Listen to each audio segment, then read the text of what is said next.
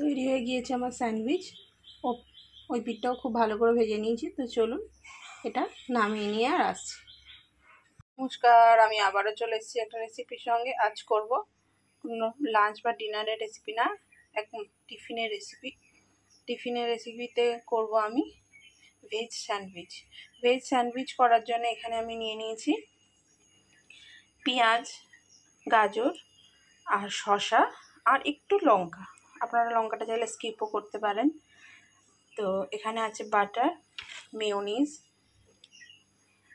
গোলমরিচ গুঁড়ো, sauce, cheese and bread. এই যে কুচিয়ে নিয়েছি যে সমস্ত গাজর, পেঁয়াজ, শসা, এটা আমি এই যে চপিংয়ের বাটিতে ট্রান্সফার করে দেবো। তো চলুন এটা খুব ভালো করে আমি চপ করে নিই।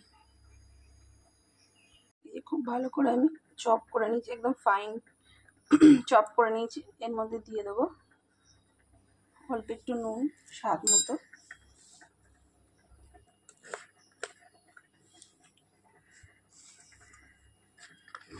দিয়ে দেবো টমেটো সস। এটা খুবই একটা ইজিয়েস্ট ওয়ে স্যান্ডউইচ করার, আর তাড়াতাড়িও হয়ে যায়, বেশি টাইম লাগে না। মেয়োনিজটা একটু বেশি করেই দেব, কারণ মেয়োনিজ দিলে বাচ্চা স্যান্ডউইচ খেতে ভালোবাসে।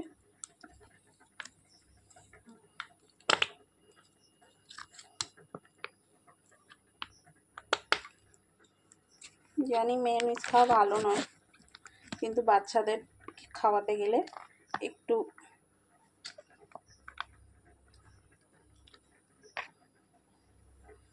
হেলথের সঙ্গে একটু চিটিং করা যায়। আর দিয়ে দেব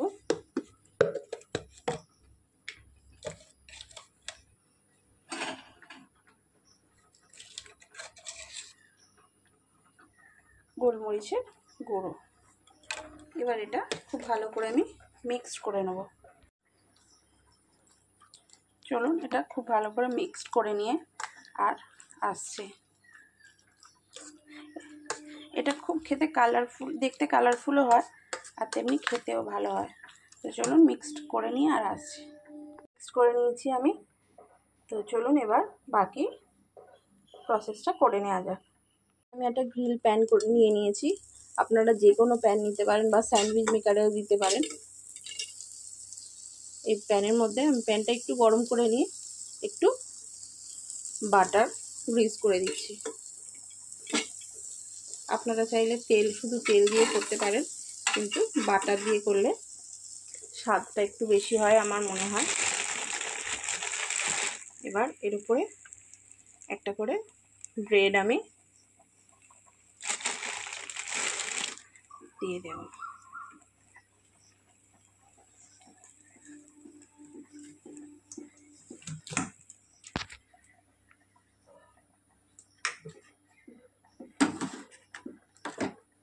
ব্রেডের ওপর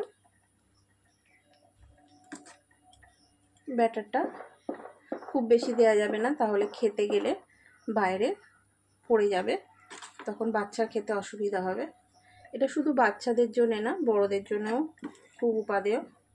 তো চলুন এইভাবে পুরো ব্যাটারটা আমি দিয়ে নিয়ে আর আসছি। চিজটা গ্রেট করে রেখেছি, এটা এবার আমি স্যান্ডউইচের উপর দিয়ে দেবো। বাচ্চারা চিজ খেতে ভালোবাসে, এই চিজটা দিয়ে দেবো আমি।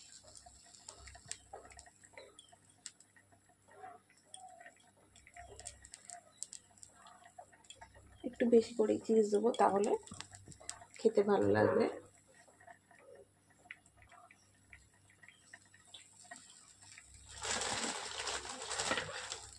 এর উপরে একটা করে এবার আরেকটা করে ব্রেড দিয়ে দিলাম।